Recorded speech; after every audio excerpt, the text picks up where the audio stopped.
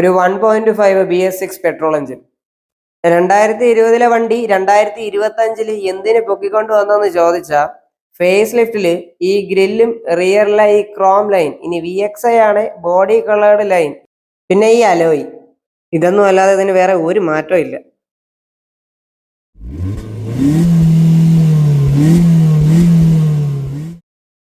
ഞാൻ പറയാൻ ഉദ്ദേശിക്കുന്നത് ഒരു 7 സീറ്റർ എന്ന നിലയ്ക്ക് എർട്ടിഗ വർത്താണോ എന്നാണ്.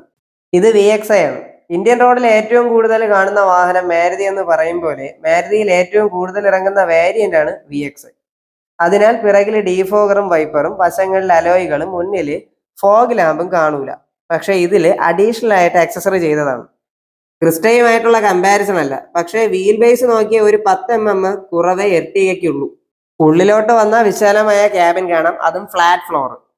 മുൻവശത്തെ സീറ്റുകൾ നല്ല വിശാലമാണ്. VXI ആയതിനാൽ ഹൈറ്റ് അഡ്ജസ്റ്റ് അല്ല ഡ്രൈവർ സീറ്റ്, എങ്കിലും ഒരുവിധം ഉയരം കുറഞ്ഞ ആൾക്കാർ ഓക്കെയാണ്. സെക്കൻഡ് റോ മുന്നിലത്തെ പോലെ വിശാലമാണ്, റിക്ലൈൻ ചെയ്യാം, ഇങ്ങനെ. ലെഗ് സ്പേസ് അഡ്ജസ്റ്റ് ചെയ്യാൻ ഡെഡിക്കേറ്റഡ് ആയിട്ട് റെയിൽ അഡ്ജസ്റ്റ് ഉണ്ട്. അതുപോലെ തന്നെ ഒപ്പം ഒരു ഹാൻഡ് റെസ്റ്റും കൊടുത്തിട്ടുണ്ട്. ഇനി പ്രധാന പ്രശ്നം തേർഡ് റോ. പിന്നിലെ ഡോറും മുൻഡോറിനെ അപേക്ഷിച്ച് കുറച്ച് വലിപ്പമുള്ളതാണ്, നമുക്ക് എല്ലാവർക്കും അത് മനസ്സിലാവും. ഇതിന്റെ ഉദ്ദേശം സെക്കൻഡ് റോ മുന്നിലോട്ട് നീക്കിയാണ് തേർഡ് റോയിലോട്ട് പോകേണ്ടത്. ഫസ്റ്റ് എർട്ടിഗയെ പോലെ അണ്ടർ എസ്റ്റിമേറ്റ് ചെയ്തില്ല. തേർഡ് റോ ആവശ്യത്തിനുള്ള സ്പേസ് ഉണ്ട്, തികച്ചും 7 സീറ്റർ എന്ന് തന്നെ വിളിക്കാം. കുട്ടികൾക്ക് മാത്രമായിട്ട് തേർഡ് റോ കാണേണ്ട ആവശ്യമില്ല. അഡ്ജസ്റ്റബിൾ ആയിട്ടുള്ള ഹെഡ് റെസ്റ്റുകളും അതേപോലെ തന്നെ 2 കപ്പ് ഹോൾഡറും ബാക്കിലുണ്ട്. തേർഡ് റോ 50-50 ഫോൾഡബിൾ ആണ്. മാത്രമല്ല പിന്നിര ഫ്ലാറ്റ് ബെഡ് ആകുകയും ചെയ്യാം. പിന്നെ 280 ലിറ്ററിന്റെ ബൂട്ട് സ്പേസ്, ഇത് ഈ സൈസ് വണ്ടിയിൽ ഒരു സംഭവം തന്നെയാണ്. തേർഡ് റോയ്ക്ക് ഡെഡിക്കേറ്റഡ് ആയിട്ട് AC വെന്റ് ഒന്നുമില്ല, പകരം സെക്കൻഡ് റോയിൽ ഉണ്ട്. AC അത്യാവശ്യം കൂളിംഗ് ഉള്ളതാണ്. Second row AC went VXI മുതലേ കിട്ടുകയുള്ളൂ. തേർഡ് റോ റിക്ലൈൻ ചെയ്യാൻ പറ്റും. അതുപോലെ തന്നെ ഈ ഗാർഡ് മാറ്റി കഴിഞ്ഞാൽ ബൂട്ട് സ്പേസ് കുറച്ചും കൂടെ ഡീപ്പർ ആവും. പിന്നെ സ്റ്റെപ്പിനി വാഹനത്തിന് പുറത്ത് അടിവശത്താണ് ഘടിപ്പിച്ചിരിക്കുന്നത്. സ്റ്റെപ്പിനി ബോൾട്ട് ഇവിടെ നിന്ന് ലൂസ് ചെയ്യണം. കോൾഡ് ഗ്ലോ ബോക്സ് ഇല്ല, പകരം 2 കപ്പ് ഹോൾഡർ കൊടുത്തിട്ടുണ്ട്.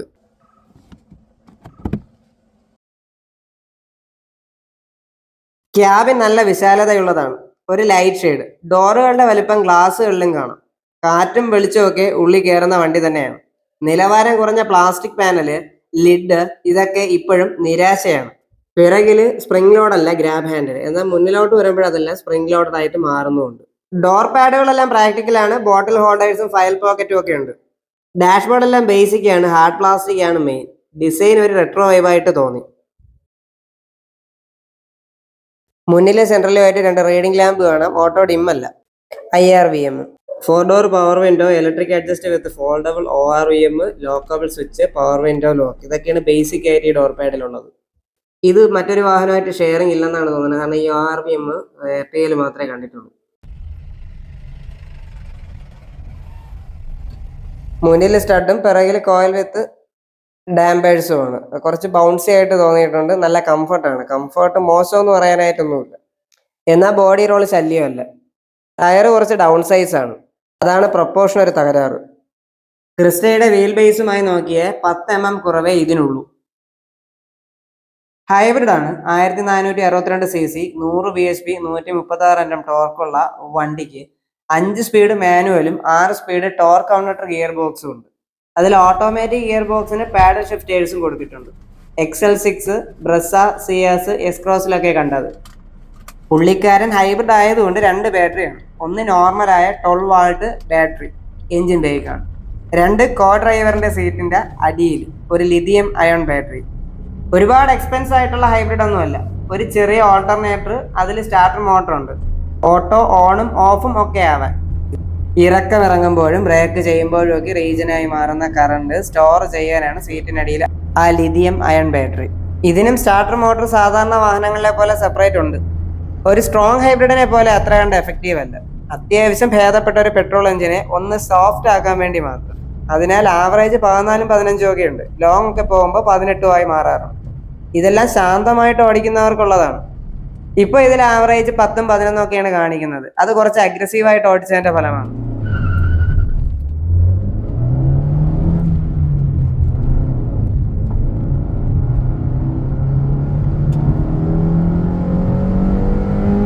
മോശമല്ല, ആവശ്യത്തിന് പെപ്പിയാണ്. ഓവർ പെർഫോമൻസും ഇല്ല, എന്നാൽ പെർഫോമൻസിനൊട്ടും കുറവുമില്ല. അതാണ് എർട്ടിഗയുടെ നേച്ചർ. കാരണം ഇതൊരു ഫാമിലി വെഹിക്കിളാണ്. ഇൻസ്ട്രുമെന്റ് ക്ലസ്റ്റർ എല്ലാം അനലോഗാണ്. സെൻട്രൽ TFT കൊള്ള ഒരുപാട് ഇൻഫർമേഷൻ കളേർഡ് ഗ്രാഫിക്സ് ആയിട്ട് കാണിക്കുന്നുണ്ട്.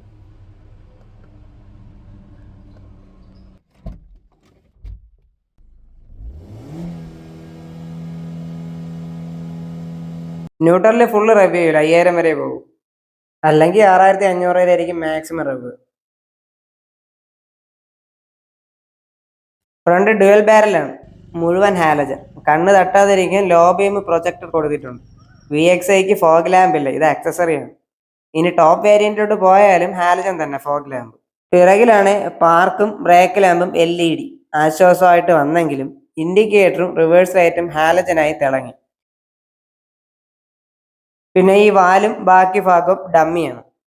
ക്രിസ്റ്റയും കാരൻസുമായി വലുപ്പത്തിലോ ഓവറോൾ ക്വാളിറ്റിയിലോ താരതമ്യം ചെയ്യാൻ കഴിഞ്ഞില്ലെങ്കിലും 7 പേർ ഇരുന്ന് പോകുമ്പോൾ കുറച്ച് ലഗേജും വച്ച് വലിയ പതറക്കമില്ലാത്ത ഒരു എഞ്ചിനും അത്യാവശ്യം മൈലേജും ഒരു ബ്രസ ബെലേനോ റേഞ്ചിലുള്ള സർവീസ് കോസ്റ്റും പണി കുറവും റീസെയിൽ വാല്യൂവും ഒക്കെയാണ് നിങ്ങളുടെ പ്രയോറിറ്റി എങ്കിൽ എർട്ടിക നിങ്ങൾക്കൊരു പരാതിയാകില്ല എന്ന് നിസ്സംശയം പറയാം. എന്ന് പറഞ്ഞുകൊണ്ട് this is Adarsh from auto capsule signing out. Thank you for watching.